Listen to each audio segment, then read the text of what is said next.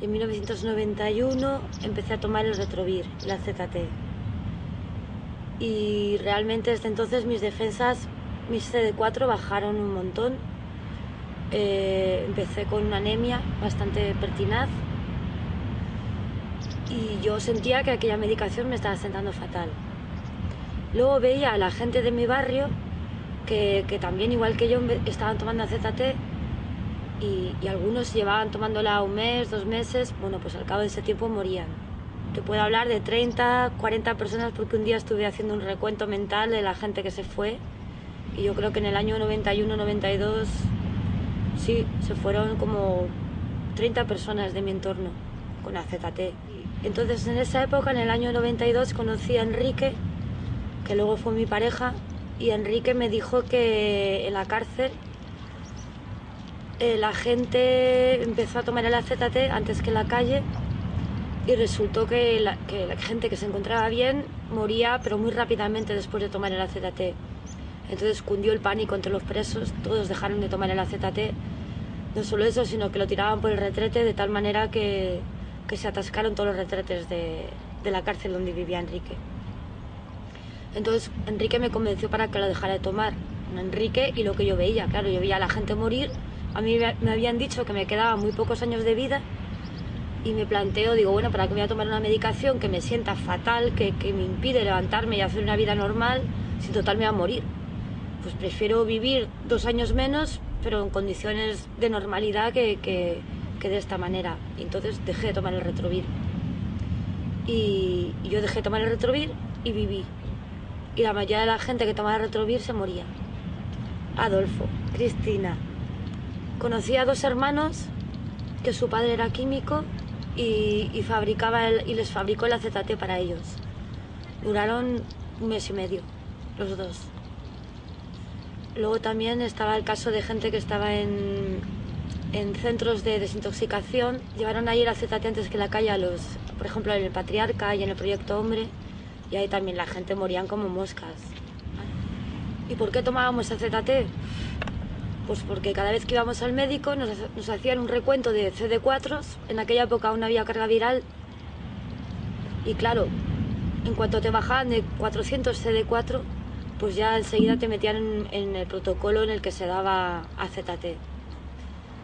Y claro, mucha gente estaba deseosa de tomar AZT. Incluso he conocido gente que mentía o conseguía análisis de otras personas que tenían menos CD4 y los llevaban a su médico en su nombre, y de esta manera podían acceder a los tratamientos de AZT. Recuerdo incluso a veces de personas que se quedaban sin AZT, como Adolfo, y venía a altas horas de la madrugada a mi casa todo ansioso: oye, por favor, que se me ha acabado el AZT, dame del tuyo, que no tengo.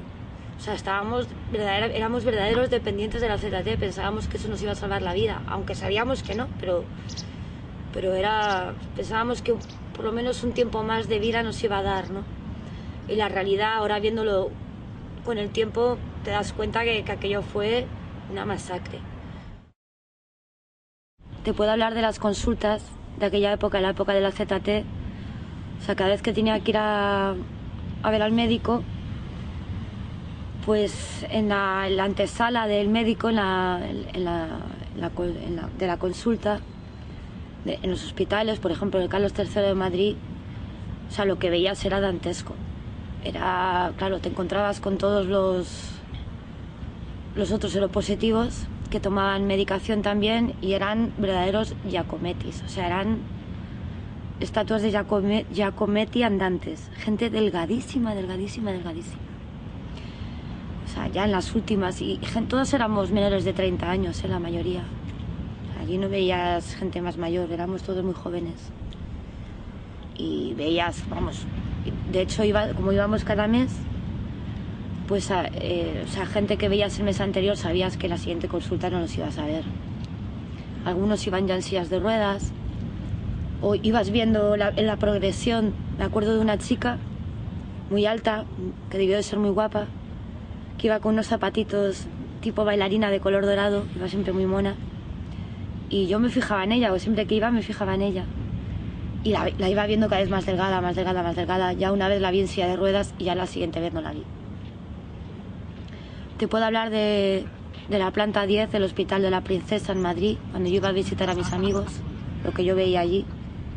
¿Y qué veía? Pues veía, por ejemplo, presos esposados a los barrotes de la cama, algunos con el síndrome de abstinencia que no se lo paliaban de ninguna manera, no sé qué razón alegaban, pero el caso es que allí la gente pasaba el síndrome de abstinencia a pelo, sin ningún tipo de tranquilizante ni nada. O a lo mejor les daban, pero no era suficiente. Y entonces yo veía a los presos gritando, esposados a los barrotes de su cama, custodiados por 2 policías, a lo mejor en la puerta de la habitación, y sabías que se estaban muriendo, claro. Y tampoco veías familiares, yo no sé si es que no avisaban a los familiares o qué, los veías morir solos.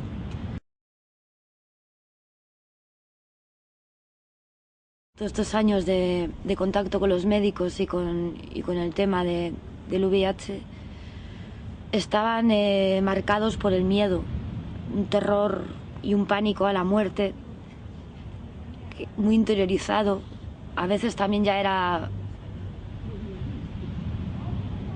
¿cómo es la palabra? Sumisión, o ya sabes que te vas a morir y lo aceptas. Sí, ya muchas veces aceptábamos lo que nos venía. Pero claro, los marcadores de CD4 eran un indicativo de lo que te quedaba de vida o de la progresión de la enfermedad. En aquella época, ya te digo, eran hasta el año 96 o así, eran con menos de 400 CD4 ya tenías SIDA. Y si encima desarrollabas alguna enfermedad, como entre comillas enfermedad, porque realmente la candidiasis no es una enfermedad, pero si desarrollabas candidiasis o alguna afección pulmonar o no sé, enfermedades que en realidad son menores y que en un estado normal las superas enseguida, pues eran el pánico, ¿no? Ostras, ya está, ya tengo candidiasis y menos de CD4 ya, ¿cuánto me quedará? Un verano. O sea, ibas haciendo tus cálculos, ¿no? Claro, eso te marcaba toda tu forma de vivir, o sea, vivir con la muerte aquí encima. Había gente que me decía, todos nos vamos a morir. Yo decía, sí, todos nos vamos a morir, pero no todos sabéis cuándo. Y nosotros sí sabíamos cuándo. Cada vez que íbamos al médico era una cuenta atrás. 3, 2, 1, 0. O sea, así era, ¿no? Y luego también recuerdo que entre todos los seropositivos conocidos no hablábamos de la enfermedad, todos nos la ocultábamos unos a otros. Aunque todos sabíamos que el otro la tenía, pero no nos lo decíamos. Y claro, cuando alguno de nosotros de repente desaparecía o dejaba ir al bar al que solíamos ir o te enterabas por alguien que estaba en el hospital, ya sabías que era lo siguiente, ¿no? Entonces era habitual cada semana. ¿Dónde está tal? Murió. ¿Dónde está no sé quién? Murió. O sea, ya era normal. Ya ni siquiera... Es que no te inmutabas. Ya lo tenía... Era tan normal que... Pues como si me dices que alguien se ha casado o ha hecho la primera comunión. O sea, no era... Era un evento más de su vida, ¿no? Por supuesto, yo nunca iba a entierros. Tampoco íbamos a entierros, o sea, ni celebrábamos la muerte ni la dejábamos de celebrar. Era algo que asumíamos y ya está. Sabíamos que el siguiente podía ser yo, o tú, o el otro. Y los médicos en aquel tiempo, pues, hombre, no es que fueran crueles, porque no lo eran. Veías que sufrían también. O sea, yo recuerdo un médico, por ejemplo, que con lágrimas en los ojos, leyéndome los CD4 de ese mes, ¿no? Uy, te han bajado un montón. Y con lágrimas en los ojos, ¿no? Yo consolándole. No te preocupes, hombre, si ya estoy preparada y tal. Ay, es que es muy duro ver morir a tanta gente joven y tal. También morían niños, bebés. O sea, por ejemplo, mujeres que se quedaban embarazadas, tenían un hijo. A lo mejor antes no sabían que tenían el virus y se quedaban embarazadas y se enteraban que tenían el virus. Las metían en el AZT a ellas y a sus hijos. Y yo recuerdo a Cristina, por ejemplo, murió ella primero y su hijo a las pocas semanas. Su hijo tendría meses. En la época que yo dejé de tomar AZT, convencida por mi pareja y por lo que yo veía alrededor, que la gente moría y tal, pues dije, bueno, ¿para qué voy a tomar esta medicación? Me va a sentar fatal y total me voy a morir dentro de 2 años igual, pues no la tomo. Pero sí tomaba Septrin Forte, que nos lo daban como profilaxis de la neumonía, neumocistis. Entonces pues yo eso sí lo tomaba, y mi pareja también. Estuvimos tomándolo como 4 años en días alternos, lunes, miércoles y viernes y domingos y tal, o sea, un día sí y otro no. Y la verdad es que me sentaba fatal, ¿eh? O sea, una reacción, pues igual que si hubiera tomado ZT, no, pues igual no me podía levantar, a las 12 de la mañana ya estaba tumbada en el sofá, o sea, a lo mejor me levantaba a las 10 de la mañana y a las 12 ya no me podía mover. Y luego ya a lo mejor me recuperaba un poco por la tarde, pero aquello era tremendo. Pero sí lo tomábamos porque pensábamos que era mejor que la ZT, que no nos iba a hacer tanto daño y que nos evitaba caer con enfermedades, eso como la neumonía, ¿no? Y luego un día el médico nos dijo que la dejáramos de tomar y estuvimos sin tomar nada una temporada, ni AZT, ni Septrin, ni nada. Pero como al año de dejar de tomar el Septrin, mi pareja murió de necrosis cerebral. O sea, le hicieron la autopsia al morir y dijeron que tenía el cerebro destrozado, o sea, la tenía necrosado. Y luego yo me enteré con el tiempo que eso podía haber sido una reacción del Septrin Forte, pero bueno, en aquella época no sabíamos nada. También todo lo que te pasaba, pues no sabías exactamente si era por el SIDA, si era por la medicación, casi siempre lo achacabas al SIDA. O sea, todo lo que nos pasaba lo achacábamos al SIDA. Y eso lo del Septrin, a mí realmente, yo cuando lo dejé de tomar el Septrin empecé a encontrarme mejor.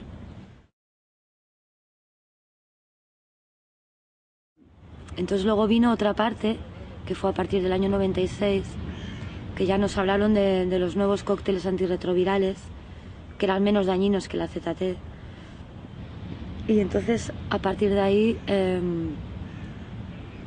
pues empezamos a vislumbrar cierta esperanza de por lo menos vivir más años. Y entonces la cosa cambió, claro. Entre que te digan que vas a morir de aquí al verano que viene, a que te digan que es posible que vivas más años, te aferras a esa esperanza y tu vida cambia. Tu vida cambia en muchos aspectos. Conozco gente que incluso se puso a estudiar una carrera, o se sacaban el carnet de conducir, o se iban a vivir al campo. O sea, que ya de repente podías planear cosas, ¿no? Pero claro, luego vino la realidad de los cócteles antirretrovirales. La realidad era unos efectos secundarios terribles, pero terribles. O sea, ahí verdaderamente te encontrabas enfermo. Y encontrarse enfermo significa ser incapaz de hacer nada. O sea, eras incapaz de pensar, eras incapaz de leer, eras incapaz de ver una película entera, eras incapaz de irte al campo a dar un paseo, eras incapaz de ir a la compra, eras incapaz de subir y bajar escaleras. No podías comer, no podías dormir, picores, dolor, te dolía todo el cuerpo, fiebre. O sea, eso era a diario. Pero claro, era eso o la muerte. Entonces escogías con toda la alegría del mundo, cuanto más efectos secundarios tenías, más razón tenías para pensar que ibas a vivir. O sea, era el síntoma de vida. Entonces incluso aceptábamos los efectos secundarios con alegría y los superábamos. Pero claro, después de estar X años tomando los antirretrovirales con toda la carga de efectos secundarios y malviviendo, porque aquello no era forma de vivir, pues era muy agotador. Era agotador. Había gente que lo dejaba directamente, les daba igual morir. Yo que me muera, pero yo no quiero tomar esto. También yo recuerdo gente tomando los antirretrovirales en los primeros años que se quedaban sordos, se quedaban tontos. O sea, tontos de que, pues tontos, que hablabas con ellos, tenían los ojos en blanco, o andaban con muletas, no podían andar. A mí eso nunca me pasó. Y los médicos empezaron a aceptar la lipodistrofia, porque en un principio te decían, sí, estás delgado, pero eso solo es un problema estético. La empezaron a aceptar, pongamos, pues 7 años después, o sea, en el 96, O sea, en el 2001, en el 2002 ya empezó a hablarse de lipodistrofia. Hasta entonces nuestra delgadez creíamos que era debida al SIDA. O sea, no pensábamos que era debida a la medicación. O sea, como los únicos baremos que teníamos de supervivencia eran los CD4 y la carga viral, pues claro, cuando se empezó a utilizar la carga viral, estábamos todos encantados de que a mucha gente nos daba la carga viral 0. O sea, se supone que el virus era indetectable en la sangre. Y eso era un logro tremendo, ¿no? O sea, eso era... Nosotros hacíamos así, dábamos las gracias a la medicación que había conseguido que el virus fuera indetectable en nuestra sangre. Nuestras familias estaban encantadas. ¡Eres indetectable! Era casi como negativizar el virus. No era eso exactamente, pero nos sentíamos así. O sea, era un cambio mental increíble, ¿no? Y la lipodistrofia, pues... La lipodistrofia en realidad era un efecto más, un efecto secundario más. O sea, lo aceptabas como aceptabas el no poder andar, como aceptabas el no poder dormir, como aceptabas todo. O sea, la lipodistrofia tampoco la distinguías muy bien del SIDA. Pensabas que era un efecto secundario del SIDA. No sabíamos, nadie nos decía que era debido a la medicación. Ahora es cuando más se habla de lipodistrofia. Yo cuando más sufrí la lipodistrofia fue con un medicamento que se llama Cerit, que ahí realmente, o sea, sentí que mi cuerpo disminuía de una manera alarmante. Pero ya te digo, como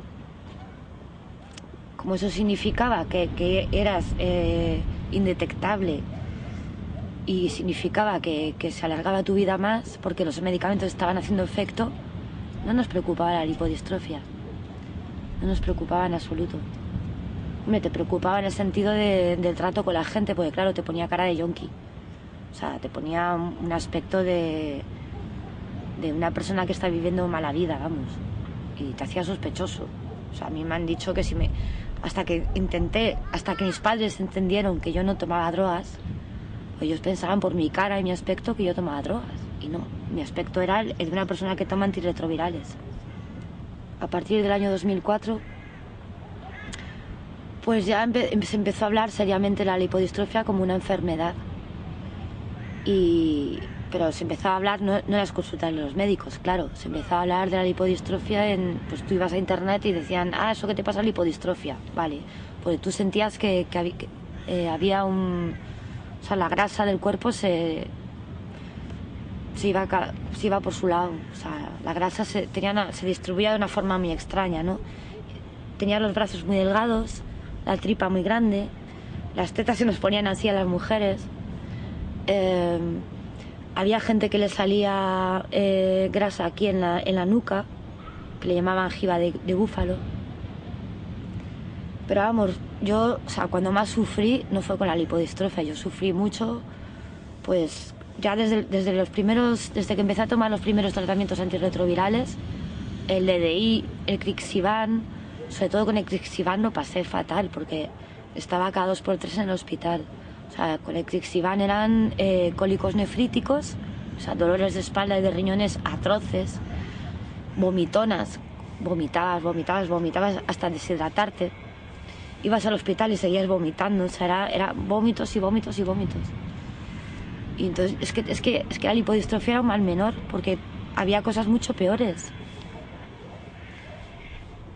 Pero ya fue a partir del 2006 que ciertamente los medicamentos que te daban seguramente eran más suaves. Ya te provocaban menos vómitos, menos reacciones adversas físicas, pero entonces ya empezó a tomar importancia la lipodistrofia, porque ya te encontrabas mejor, podías ir a trabajar, pero claro, ibas a trabajar con esa cara. Entonces ya mucha gente empezó a decir, bueno, no quiero tener esta cara, por Dios, que me la quiten. Bueno, los médicos siempre nos presionaron, o sea, desde el primer momento, desde el primer día, desde el día que me diagnosticaron, me presionaron primero diciéndome que tuviera cuidado de no contagiar a nadie, como si yo fuera un ente peligrosísimo, y así empecé a entenderlo yo también, que yo era un ser peligroso para los demás. Esa fue la primera presión, o sea, claro, te mentalizabas de que no podías tener a nadie cerca, de que no podías tener pareja. En casa de mis padres, o sea, yo cada vez que usaba el baño luego utilizaba lejía, cada vez que utilizaba los cubiertos luego los lavaba con lejía. O sea, tenía muchísimo miedo de contagiar a alguien. Y bueno, la presión de los médicos fue continua en todo el tiempo que estuve medicándome y que estuve acudiendo a los médicos, pues 11 años o más.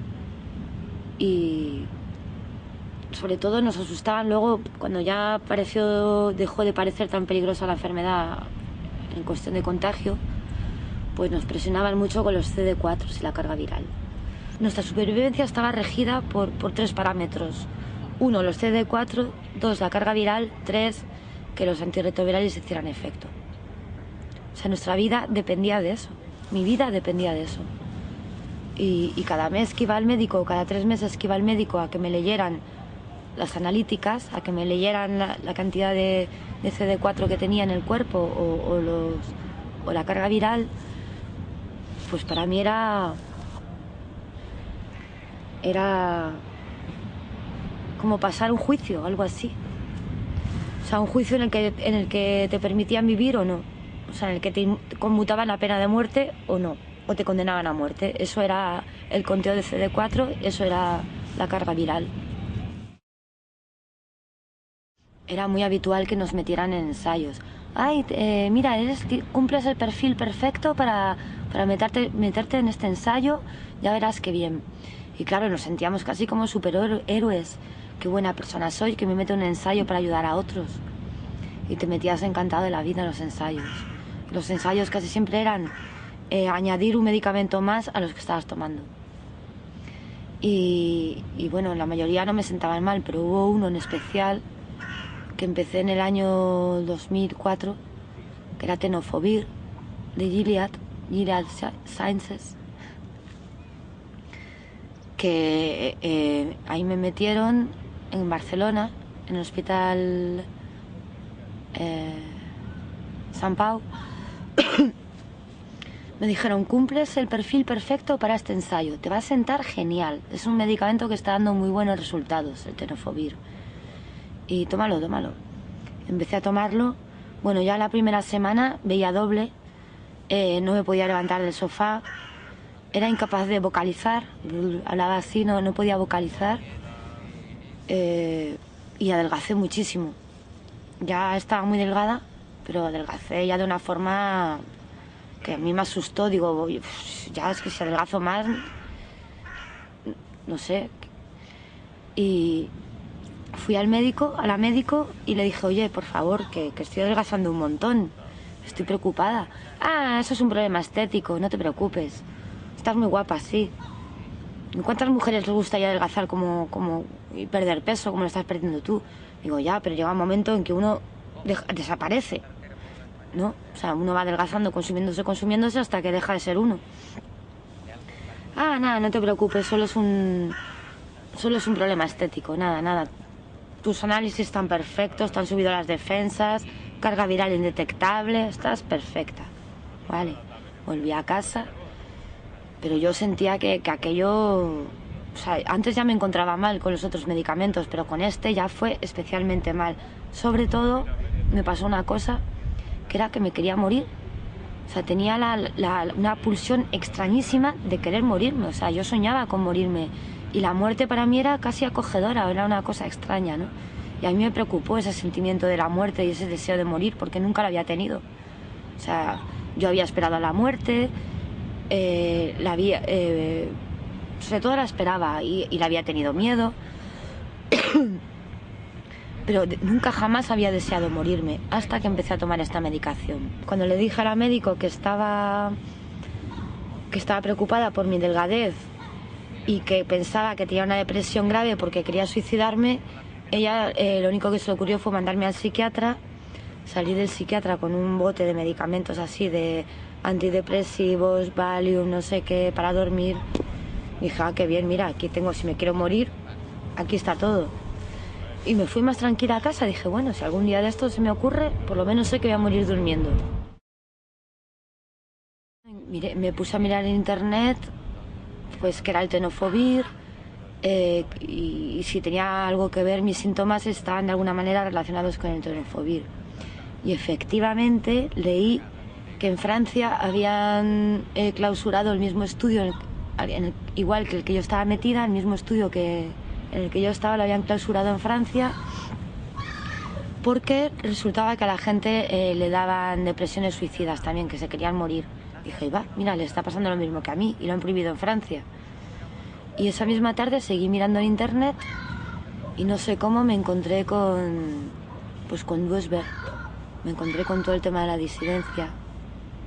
Y bueno, o sea, fue una locura aquello, o sea, de repente, claro, imagínate, antes de ayer tu vida depende de unos medicamentos y hoy resulta que te enteras que esos medicamentos posiblemente te están matando, que el virus del que tanto hablan, de ese virus amenazante que se ha llevado por delante a la mitad de tu generación, a la mitad de tus amigos, a mi pareja, vamos, a mi perro no, porque no, pero que se llevó por delante de todo el mundo, te enteras que ese virus pues no es tan dañino y llegas a la conclusión a través de lecturas en internet de que esos medicamentos pueden matar. Entonces todo de repente me empezó a cuadrar, porque me había encontrado tan mal, porque mi novio se había muerto, porque se había muerto toda la gente que conocía. En internet también hablaban de la ZT, y hablaban de la ZT como, pues lo relacionaban con un posible genocidio. Bueno, lo de posible lo pongo yo, o sea, en internet todo lo que leí a través de Peter Duesberg y más gente relacionada con la disidencia del SIDA, pues ahí empecé a darme cuenta que posiblemente la ZT se llevó por delante a toda la gente que conocía, se llevó por delante a toda mi generación, bueno, a gran parte de mi generación. Llegué a la conclusión esos mismos días de lecturas intensivas que la medicación que estaba tomando era muy mala, maligna, y que posiblemente más que vida te podía dar muerte. Y dejé de tomar la medicación no solo por las lecturas, sino también por cansancio. Dije, bueno, mira, aunque me muera mañana, yo quiero vivir de pie. O sea, dejé de tomar la medicación en parte por las lecturas y en parte porque estaba ya absolutamente quemada. O sea, ya es que no podía más. Y dejé de tomar la medicación y como al mes o así, joder, de repente veía bien, empezaba a comer, recuperé un poco de peso, bueno, un montón de malestares que tenía, sobre todo esa sensación de intoxicación perpetua, pues desapareció, fue desapareciendo paulatinamente. Entonces, claro, eso corroboró más mis lecturas, o sea, coincidía lo que estaba leyendo con la experiencia que yo estaba viviendo. Las lecturas me decían, la medicación es mala, te produce mucha intoxicación en el organismo, y yo estaba dejando de tomar la medicación y me sentía más desintoxicada, empecé a sentirme mejor. Y eso fue lo que a mí me impulsó a seguir adelante. Y a partir de ahí dejé de ir a los médicos, dejé de tomar absolutamente toda medicación, empecé a querer cuidarme más también, y empecé a cuidar mi alimentación, también podía hacer un poco de deporte, podía caminar, cosa que antes no. Y claro, a medida que mi vida física iba mejorando, también iba mejorando mi vida psíquica, y todo fue como una rueda, y al final la conclusión fue que recuperé la salud. O sea, la salud que había perdido, es que ya ni recordaba cómo era vivir con buena salud. Y en cuestión de un año yo empecé a ser persona. Podía pensar, podía leer, podía estudiar, podía comerme el mundo, lo que hiciera falta. Y a los 3 años de no tomar nada, coincidiendo con una época de mucho estrés, pues resultó que me dio algo al cuerpo parecido a un ictus. O sea, se me paralizó medio cuerpo, no fue una parálisis exactamente, sino como una incapacidad una descoordinación absoluta de la parte izquierda de mi cuerpo, ¿no? y otros síntomas. Y entonces pues acudí al hospital sin contar que era VIH. En el hospital no me hicieron caso y yo estaba preocupada, digo, joder, ¿qué me está pasando? Y al final conté que era VIH positiva, se enfadaron mucho conmigo, claro, y me tumbaron en una cama y me trajeron una inyección así de grande. ¿Qué me estáis dando? Septrin Forte. Ah, no, yo no quiero tomar Septrin Forte. Pues es lo único que hay para lo que tú tienes. Digo, ¿pero qué tengo? Si no lo sabéis, no me habéis hecho ningún análisis aún. No, por los síntomas debe ser una toxoplasmosis. Digo, bueno, tú primero me haces los análisis y según lo que de los análisis, pues se sigue un tratamiento u otro. Me hicieron análisis, los análisis dieron negativo 2 veces a la toxoplasmosis, o sea que no tenía toxoplasmosis, aunque el médico, el neurólogo, insistía en que tenía toxoplasmosis por la sintomatología. Dice, bueno, es que hay un 1% de personas que no dan positivo en los análisis, pero aún así tienen toxoplasmosis. O sea, tus síntomas más VIH más no sé qué, igual a toxoplasmosis. Y yo no sé por qué tenía la intuición, creo que certera, de que no era toxoplasmosis, sino una consecuencia, una secuela de los medicamentos, de 11 años de medicación de venenos. Y luego, con el tiempo, hablando con otras personas y tal, pues supe que efectivamente a personas que estaban tomando la medicación, no a gente que la había dejado, sino gente que estaba tomando la medicación, les había pasado lo mismo que a mí, incluso algunos con resultado de coma, de muerte o de parálisis permanente. Yo, afortunadamente, creo que porque no tomé toda la medicación que me mandaron, sobreviví a aquello, con ciertas secuelas que aún tengo.